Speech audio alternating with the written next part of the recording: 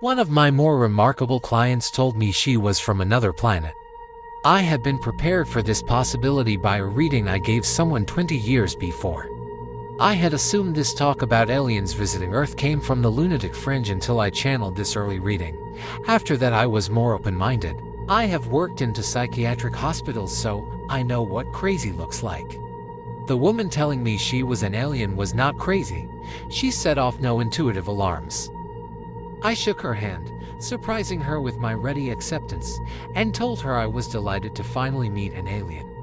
She went on to tell me she was here to invent a medical device and bragged about her psychic abilities. Aliens are very psychic. The reason for her sudden urge to get a reading had to do with her pride. Her particular race is egotistical. My believing her instead of being blown away pricked her ego. Maybe these primitive humans aren't so primitive was her lesson. I was to have this happen a few more times. I was not looking for aliens. In every case the client spontaneously told me they were from off-planet. When a client comes in I cannot tell just by looking at them if they are an alien. Perhaps they were open with me because they sense I am sympathetic to their plight. While the first woman I met was upfront about her origins, in most cases the aliens are either uncertain about who they are or are tentative about admitting their suspicions. I have talked with one other who was bold, even brash, having no doubt what he was. Some will have a human companion who helps them get along on this strange and unpleasant planet. Others don't need help. In all cases they are here to help. My experience with this client led me to begin psychically explore these other civilizations. The revelations were eye-popping. We are under the protection of benign alien civilizations. They are here to help. The particular civilization the woman is from occupies several planets. They have a special interest in health and have the technology to help. They have a long history with genetic manipulation in order to perfect their bodies and to repress their aggressive tendencies. You could say it's their thing. Aliens I have dealt with know they are not of this planet. They are invariably positive and respectful. Their technology is light years ahead of ours, and they have solved the problem of faster than light travel. Their home planets have societies that are supportive of the individual. Their economies are cashless and communistic.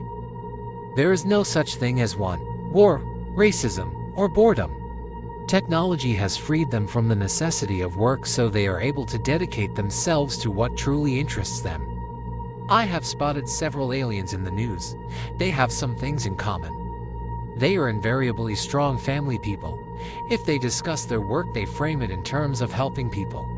Profits or the company structure do not enter the conversation. They discuss how they can contribute to the greater whole, not who they are or what they have. They are creative, coming up with completely new ideas or vastly improving current technology. They will sometimes give away their technology to help the society at large. Nikola Tesla, the inventor who died in 1943, was an alien who revolutionized the electrical industry. His inventions were used by Westinghouse more than 100 years ago and are the mainstay of our modern electrical distribution system. Without his inventions, it would be very difficult to distribute electricity over long distances because Edison's designs were inadequate to the needs of modern society. Tesla was a brilliant eccentric who spoke 8 languages. In general, he did not function well in society and did not try to profit from his inventions. Newton is another early alien who passed in 1727. He was one of the pioneers preparing Earth for the alien invasion. His theoretical work revolutionized our view of the universe. He invented the first practical reflecting telescope, determined the speed of sound, gave us calculus, discovered the color spectrum, and much more. I once saw a young girl on television. She was 7. She had cured her father's diabetes with diet. She had performed the necessary research herself. She was enthusiastic, self-confident, assertive, and seemingly egoless as she discussed how she did it. She was an alien. Aliens are everywhere. They are in Congress, the environmental movement, religious institutions are everywhere. They are in Congress, the environmental movement, religious institutions, education. They are here to enhance our technological development, medicine, and our institutions. Their only purpose is to heal the planet and to save us from ourselves.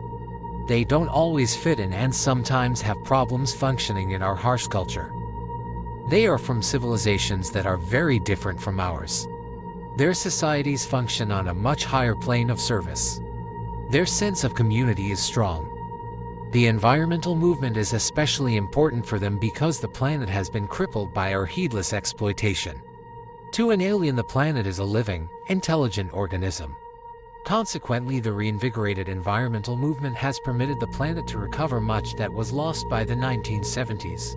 Like all living entities, Earth responds to OOV.